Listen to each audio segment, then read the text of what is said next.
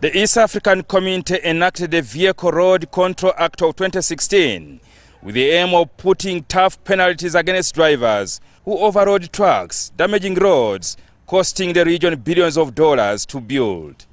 As a consequence, Mr. Speaker, maintenance requirements are high, and not only at national level but also at regional level.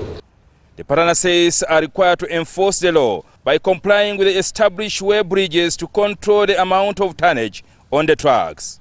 This requires that all vehicles carrying 3.5 tons are supposed to be subject to a weigh bridge. The same law puts a maximum axle load of 56 tons, and whoever flouts the law is required to pay a fine of up to 15,000 US dollars, approximately 55 million Uganda shillings, and failing to comply, the convict is liable to be jailed for a maximum of 3 years. No, the problem, of course, the drivers are overloading their vehicles which are not meeting the standard of which is written within the law, and the powers to monitor and evaluate what is happening within that law is given to the East African Council of Ministers, so that people don't take advantage of the weakness of these drivers and business people to destroy the infrastructure within the partner states. That's why that law was there.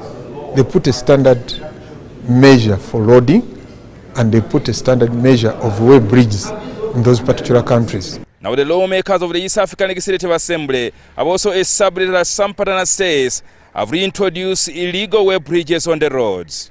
Whereas the United Republic of Tanzania previously reduced the number of weigh bridges to 3, it has now gone back to 7 checkpoints to enforce the vehicle load control.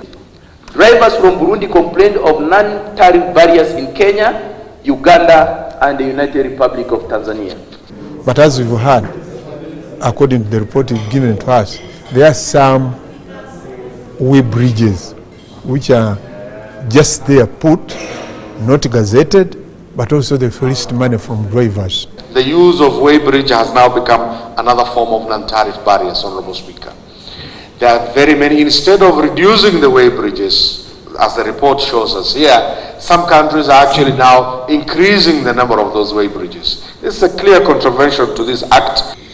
So whatever it is, there are non-tariff barriers, and probably we shall seek clarification and urge the Council to look into this matter, because we want ease of doing business in our community. The law also requires that the East African Partner States establish a trade remedy committee to resolve trade conflicts in the region.